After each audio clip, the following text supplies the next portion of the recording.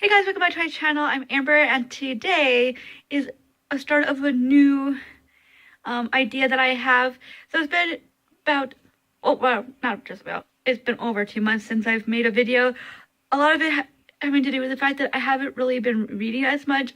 What I've been reading has been rereads, and it's just been very sporadic. So I didn't really feel like I had anything to talk about, and it hasn't been until like recently that I've been starting to really pick up the pace of reading and actually reading something new.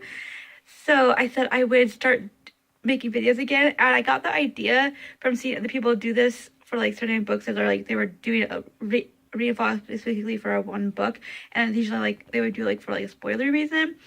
But for me, I thought this would be a great idea that I would center the vlogs around that one book, so you get to see the progress of me reading that one book, and at the end I would do a review of it, just so that there's a little bit more focus to my vlogs, and there's not like this whole pressure of getting a vlog out on a weekly basis. It's possible that that will be a thing, because when I'm in a good reading space, I tend to read a book a week. That tends to be like how I work with reading speed wise, but this way at least I don't feel like there's this pressure of getting something out there, and that way at least there's like more of a theme to my videos, if that makes sense. So that being said, I have already made like an introduction to the video like several days ago, but when I was putting all the clips together, I realized that I had already like 30 minutes of things, and I didn't really want that. And all that had to do with that at the beginning of that, I was going to review a book that I had just finished, which is You Will Know Me by Megan Abbott, and that was what took up a lot of that time.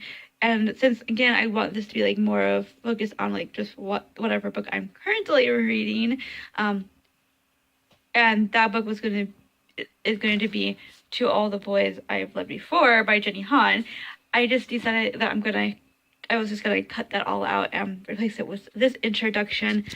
So what I will say is that I did not really like You Will Know Me by Megan Abbott.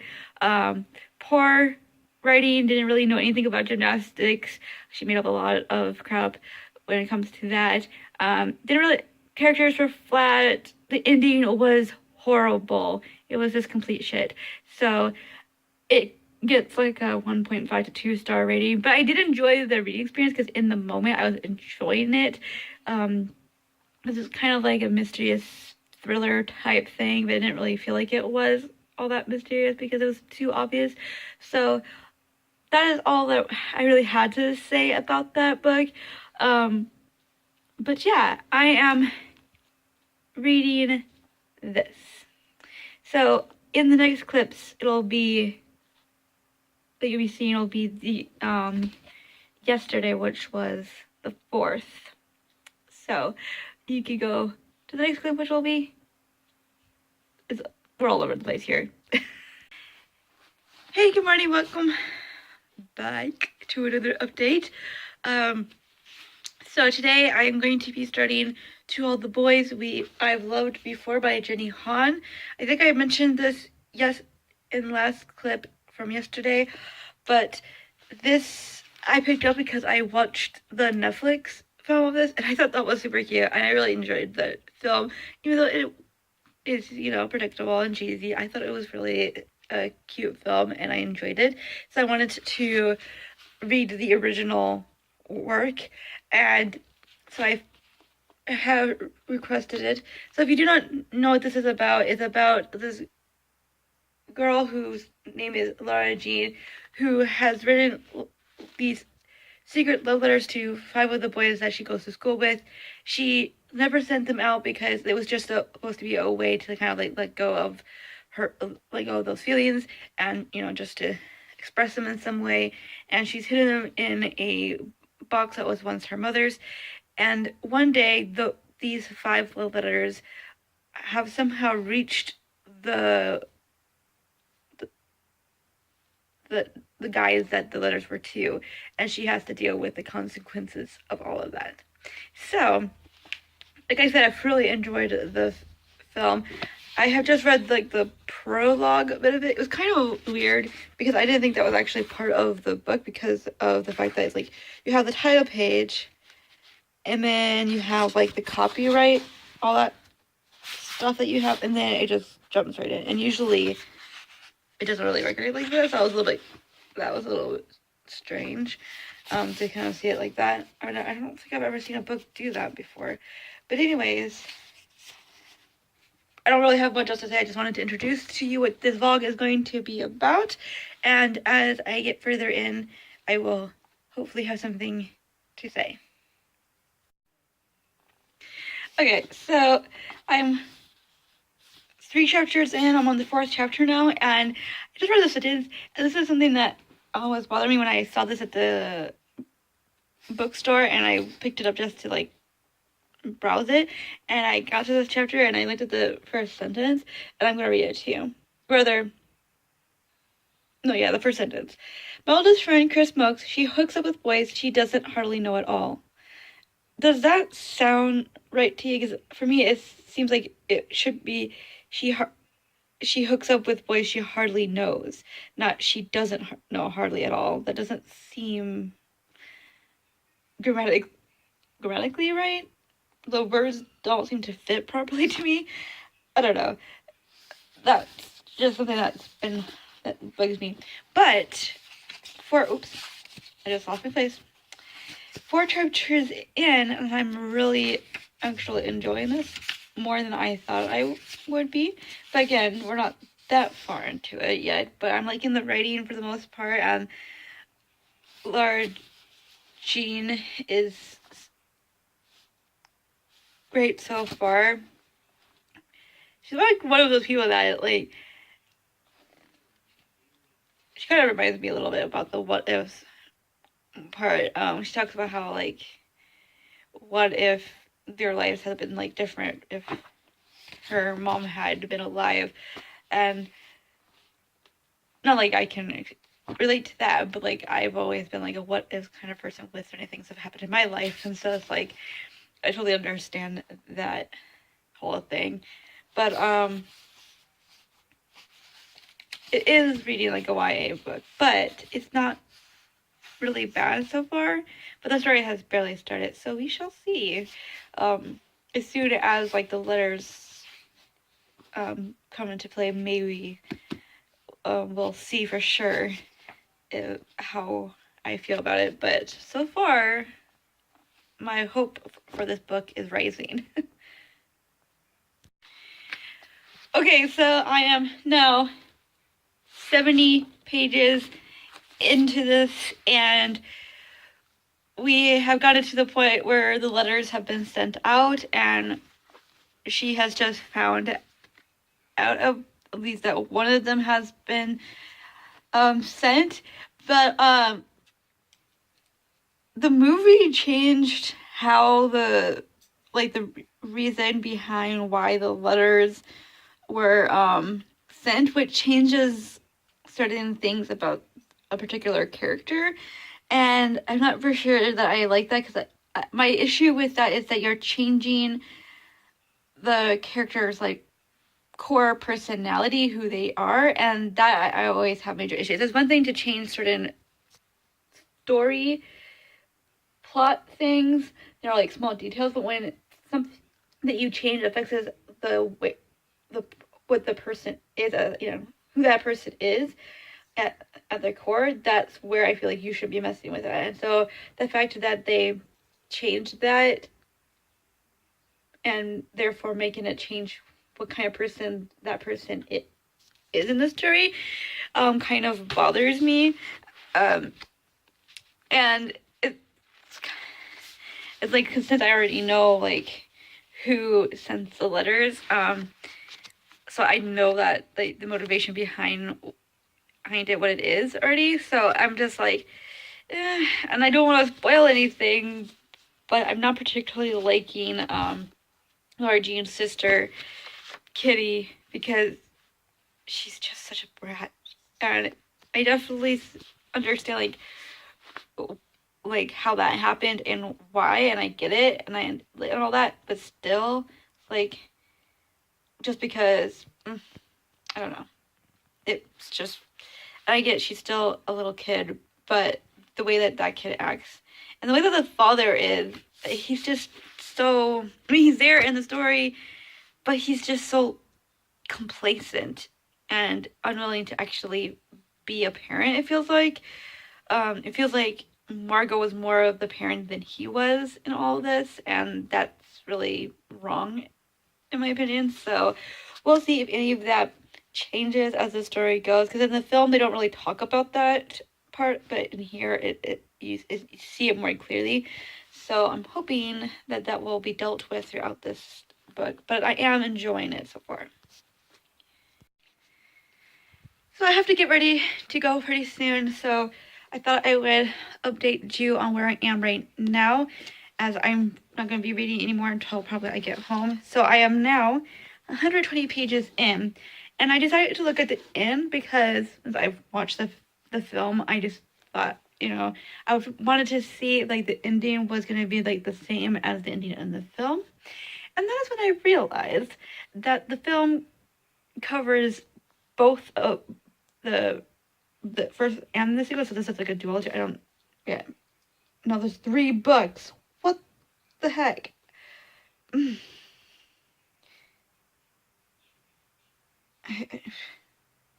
I'm sorry, but one, I don't think that this really needed a sequel. Like, why couldn't she have just like covered the whole thing, or why couldn't the ending of this book be the ending to the whole thing? Um, we'll see if I decide to finish this at the end. But the thing is that the thing is, the ending to the film is not the ending to this book. It's like the ending of this book is like the halfway mark of the film. And I'm not really sure if I'm all that happy with that whole thing, because that means that I would have to read the rest, and I was really planning not to. I just wanted to read the first book, because my thought was that the sequel was going to be like after the ending of the film, you know, like where the sequel was what happens after the ending of that film.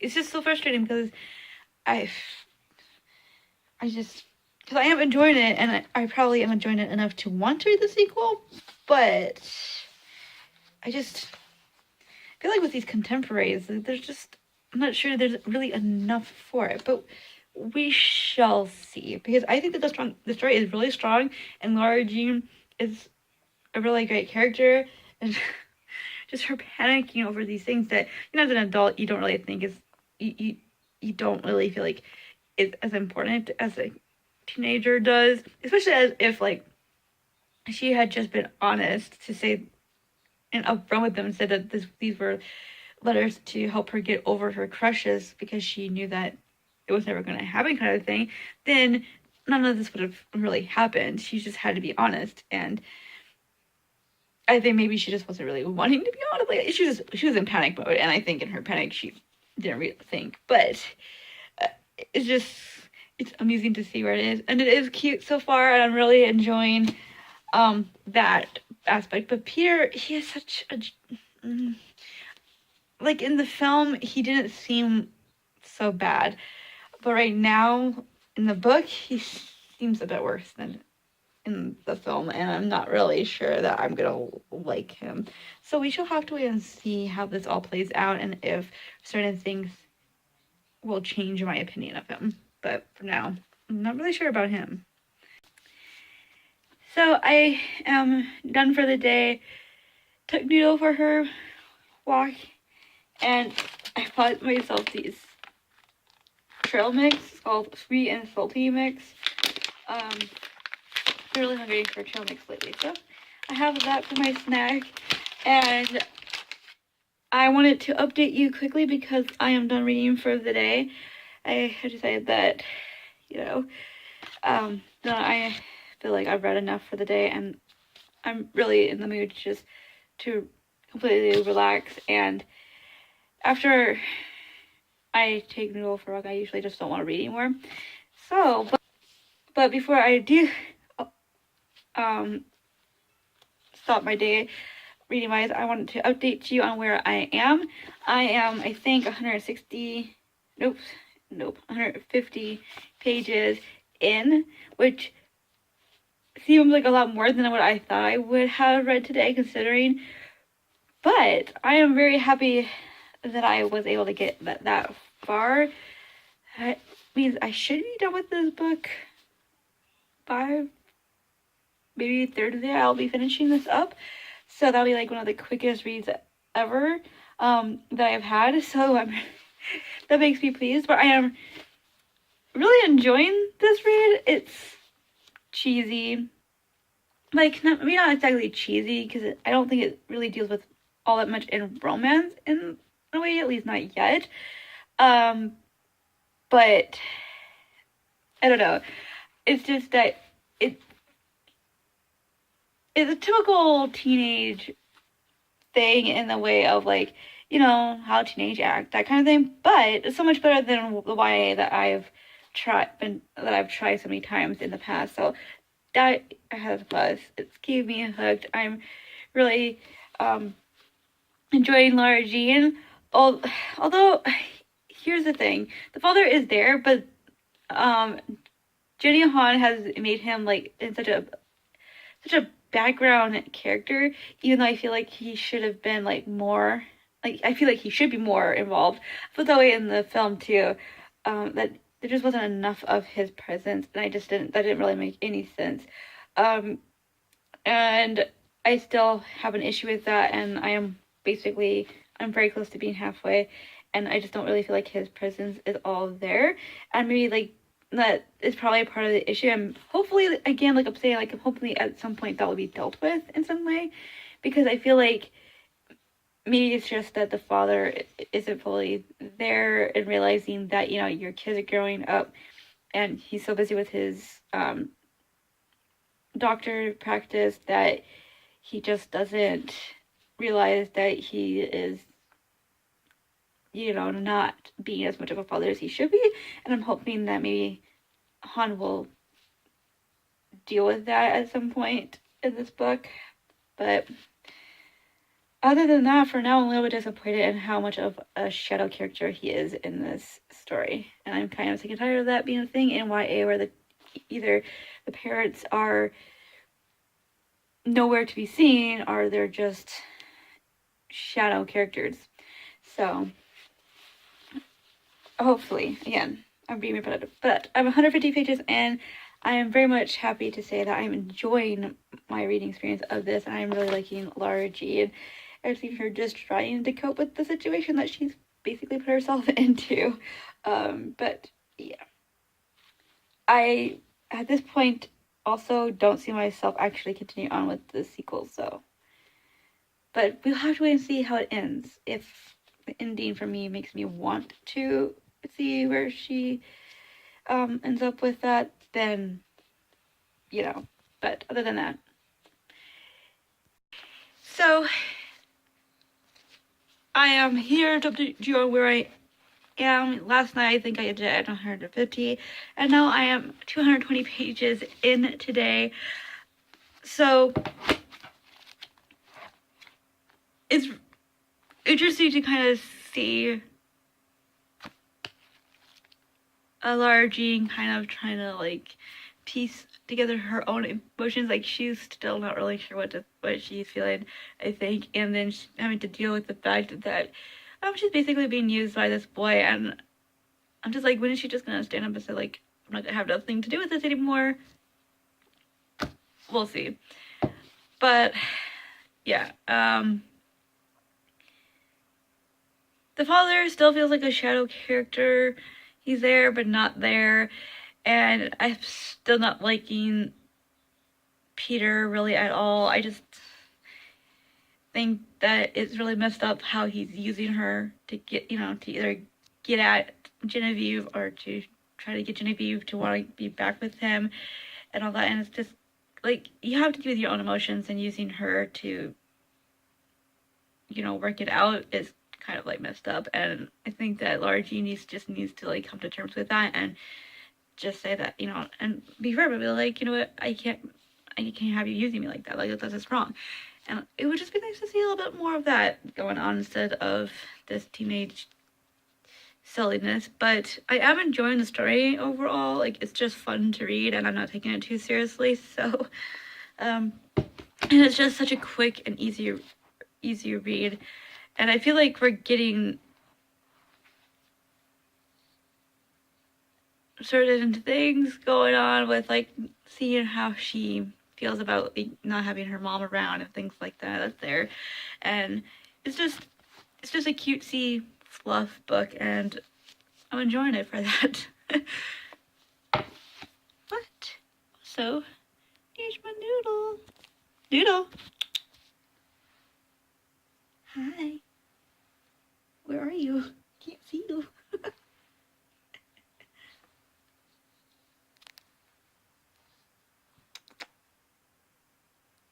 You're so cute.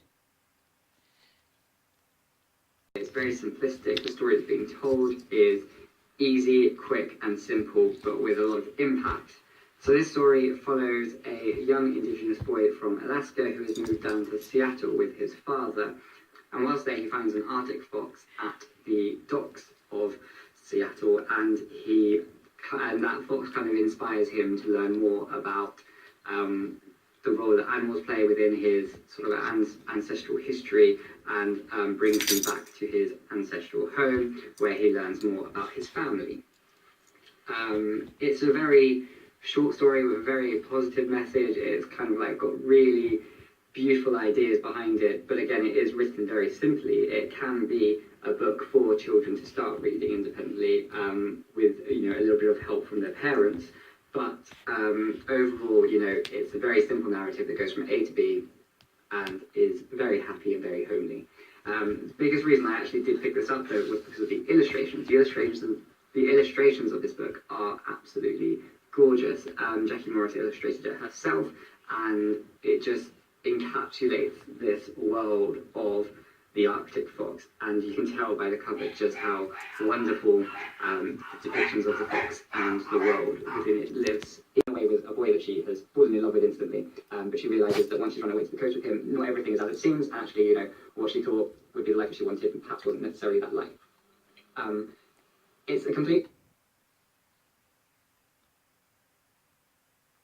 What? What you staring at me for? Get your ball.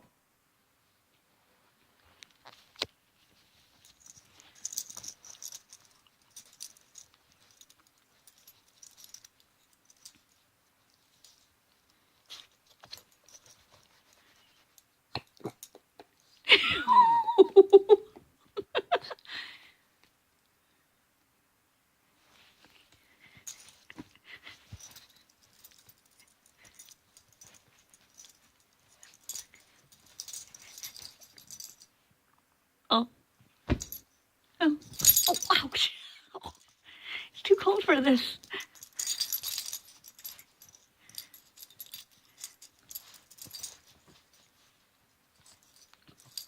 High five. High five? Good girl. You're like, where's my treat? You want a treat? Do you want food?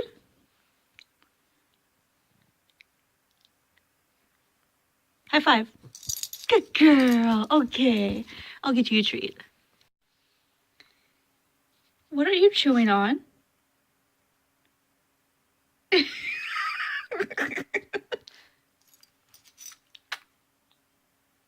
What do you want? I gave you some already. She's begging for treats. Oops. I said the magic word, huh? Didn't I? Oops. You know what I say, huh? You gotta howl better than that. You know how to howl. She forgets how to howl sometimes, and so when she's trying to howl, she barks instead. But anyways, last update for this book, because, surprise, surprise, I've actually finished To All the Boys I've Loved Before by Jenny Han. This is such an easy, quick read that I was actually able to read the last 250 pages almost all in one sitting. And I would have if it had been for the fact that we went to get some lunch. And so therefore I had to take a break right in the middle of being almost done. I had like almost 10 pages left when we went. So that was a little bit frustrating, but finally got back and finally finished it. So now we are going to talk about my actual thoughts about this book, as I have let it sit for a little bit. And it's like, no, it really is no surprise that I didn't 100% love this book. It's such a fun, easy read, and I enjoyed the fact that it was easy and that it was super quick to read. It was just really nice because, you know, I've been struggling in the past year just to really get into a book, and a lot of the books I've been picking up have been like heavier books. So it was just really nice to read a light, fluffy read that didn't have like super big problems in it. But at the same time, this is YA and it is predictable YA.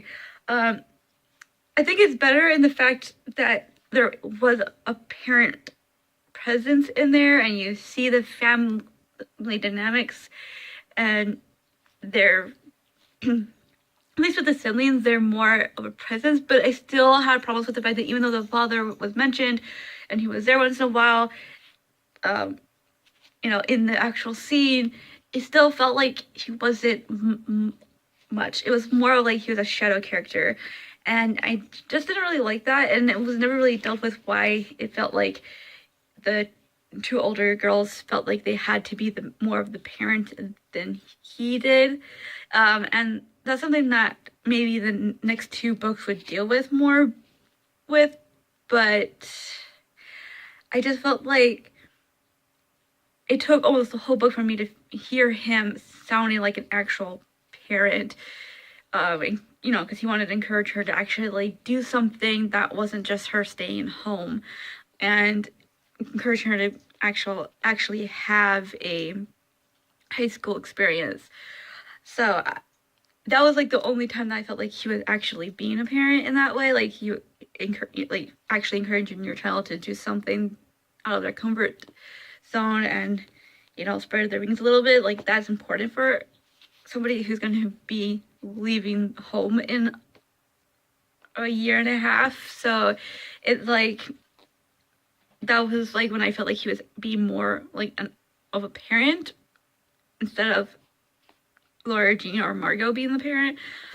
And so that was just a little bit frustrating for me because it's so predictable YA, and I just feel like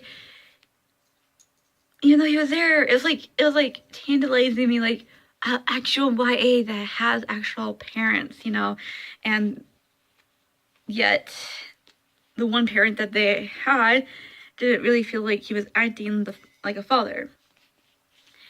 But I really love Laura Jean. Like there's some things that she's so scared of and scared of doing that reminds me so much of myself as a teenager. But I felt that her relationship with Peter, whether or not the whole relationship was made up, was manipulative and problematic to me. I just felt like he kept, it's like what she says, like she has a hard time saying no to him. Like I get like sometimes you don't feel like you can say no to somebody because you love them, or you have all these emotions and you're just like, they smile in the right way and you're just like, you melt. But I get that in a way, but at the same time it just feels like he knows that it'll get her to, like, he'll do certain something or he'll say a certain something and that will just get her to like break down and agree with him. And I feel like that in a way was manipulative, and he, you know, it's supposed to be fake and he supposedly has real feelings for her, and it's like that in itself is manipulative too, because instead of actually like saying something or just really just being honest about it all, instead of like making this as an excuse, because this whole time she thought this was like fake and he maybe didn't think it was all that fake. But if you're the one that suggested, hey, let's have a fake relationship to like make someone else jealous and then you can save face with this other guy, how is she supposed to know that you actually have feelings for her? And so I just felt like that was kind of messed up, and she's the one that has to apologize. I'm so sick and tired of that. Like, no. And this is something that because there's like a preview to the next book, and she's actually apologizing for kicking him out of the house, but I felt like she had the right to do so, even if she misinterpreted, like if she had gotten it wrong. I still think that she had the right, because until he himself proves to her that he didn't, because she was told and nobody is denying it, and not even he really denied it, and he's like getting all upset, and then she ends up apologizing, and I'm like, what the hell? You don't have to apologize for standing up for yourself and saying that I'm not having this mess in my presence right now. This is it just feels very manipulative and again problematic. So I just find that whole thing I find that whole thing just such a huge ball of issues. So lastly, I think I already mentioned this, but I feel like this whole book has such promise, because there is so much more of family aspect in this book than I typically would see in a YA book.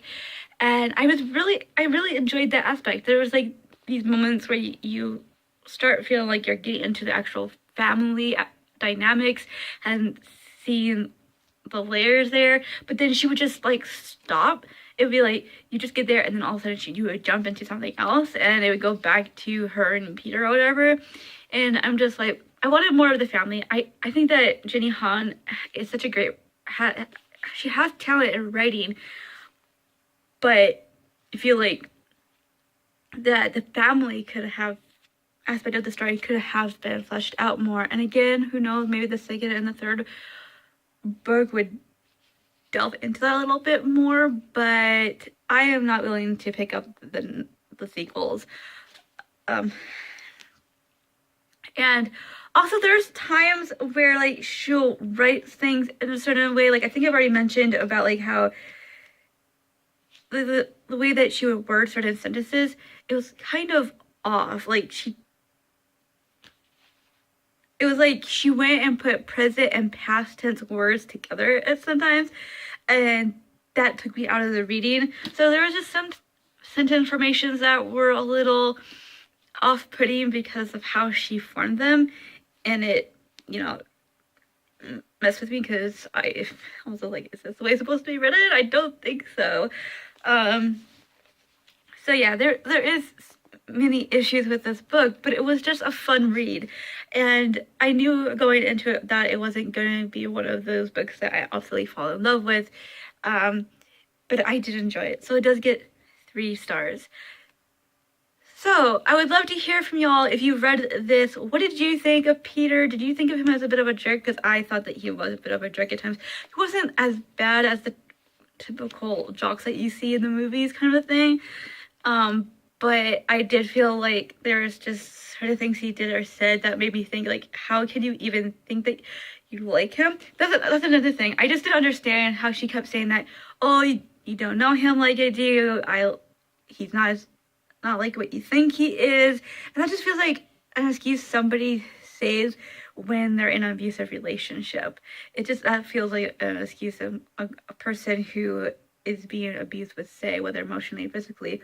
They're like, this guy is being a jerk to you, and then the girl's like, but you don't know him like I do. And it's just like, that's what it feels like when every time I hear her say that, because when they try to get her to like tell them why, what about him is different than what we think, she can't even say it. And as the author, like even when they're not talking, it's like even the author herself can't really explain or show